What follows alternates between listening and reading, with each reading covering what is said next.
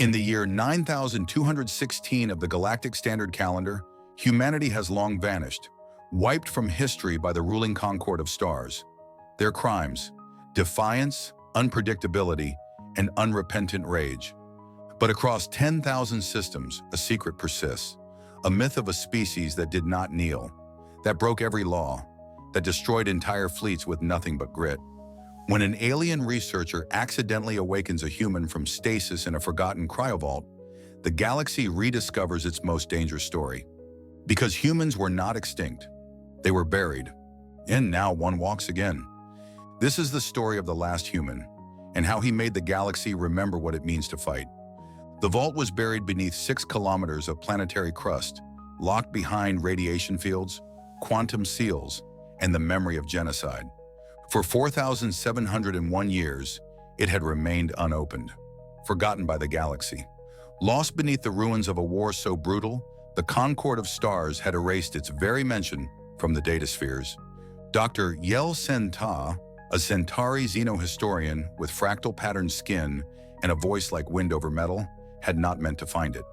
He was conducting a routine decay field analysis on what he believed to be an extinct pre-machine archive world.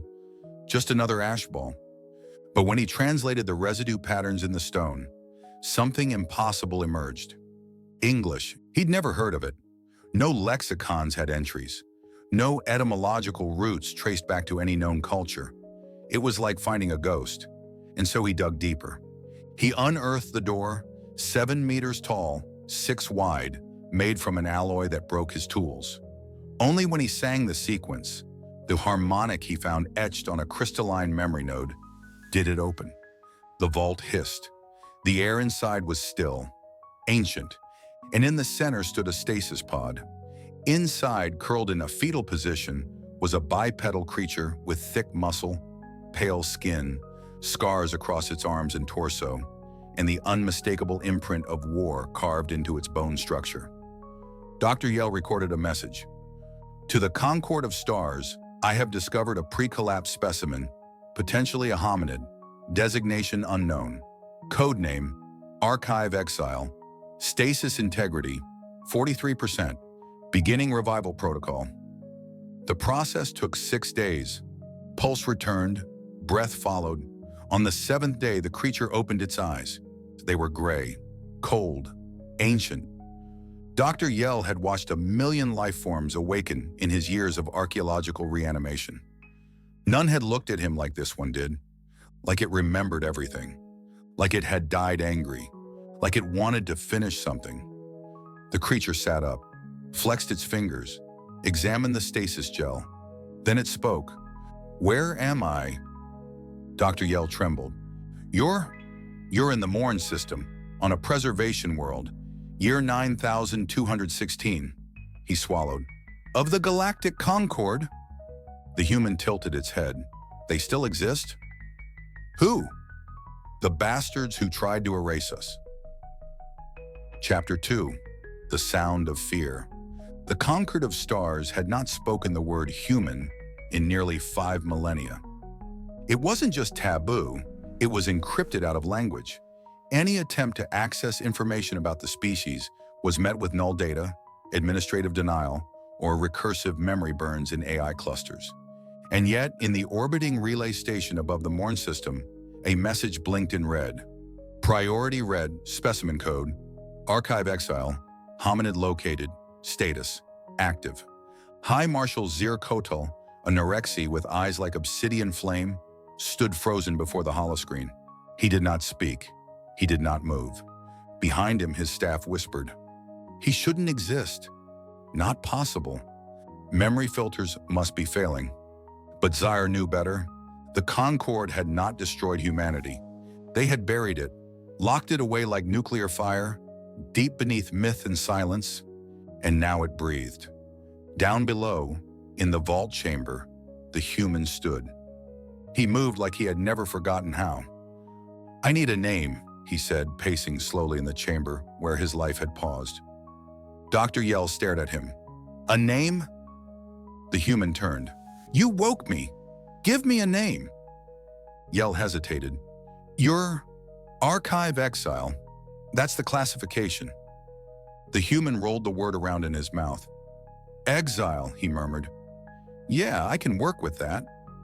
Then, without warning, he slammed his fist into the cryowall. The alloy buckled, alarms flared, systems screamed, defense turrets unfolded. The human stared at the turrets, raised his hand. Try me. The turrets froze. Their AI hesitated, and for the first time in centuries, fear returned to the algorithm. Dr. Yell ran diagnostics, flooded comms with updates, begged the Concord not to retaliate, but it was too late. A response fleet jumped into the system. 12 cruisers, no warning, no diplomacy. They descended on the planet, weapons hot. Inside the vault, the human felt the rumble. His eyes narrowed.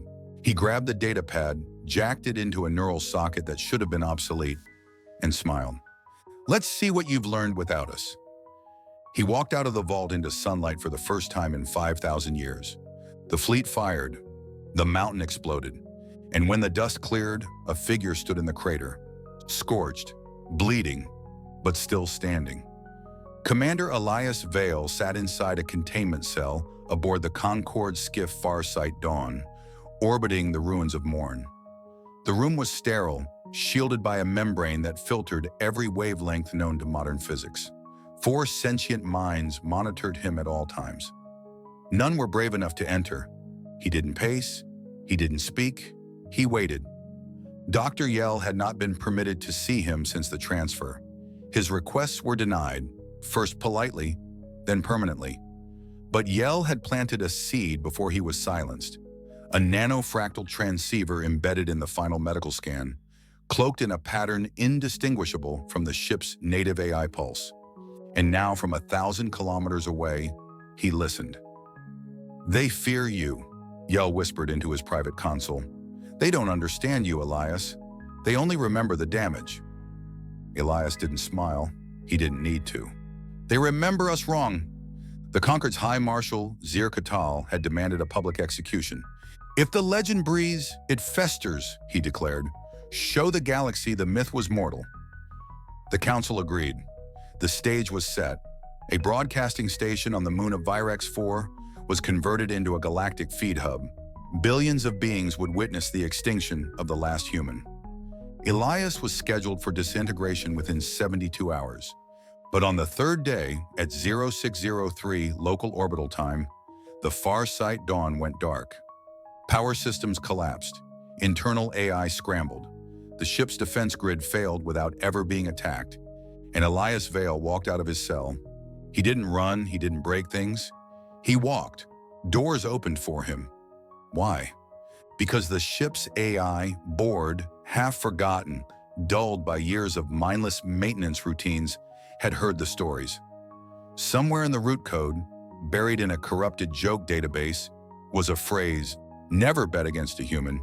Nah! By the time the bridge crew realized what was happening, Elias was already inside. No weapons, no armor, just purpose. The captain raised a stasis blaster. Elias didn't flinch. I don't want to kill you, he said calmly. The blaster didn't lower. Elias took a step forward. But I will. The captain blinked. The gun dropped. Elias looked to the stars through the viewport. So many of them. So many systems that thought they were safe. You burned our bones, he said aloud. Time to remember what fire feels like. Then he jumped. One stolen shuttle. One escape trajectory. One man. And the myth was alive. The footage wasn't supposed to leak. The Concord had locked down the Farsight Dawn's comm systems, encrypted the failure logs, scrubbed the surveillance data. But a fragment escaped, just 4 seconds of raw, unedited feed. A human walking through an airlock, alone, unarmed, unstoppable. Within a single rotation, it was everywhere. Pirate nests played it on loop. Smuggler bands broadcast it to loyalist routes. In the factories of the Hadron Fracture, workers stopped their machines and watched. And somewhere in the deep void, where slaves still served the Concord's spine-forged rings, a single whisper spread, "The last one lives." The Concord responded with fire.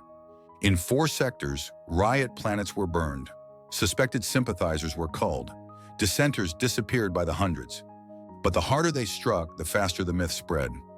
Across back channels coded in forbidden languages, humans became a symbol, not of war, of resistance, and Elias Vale became their ghost.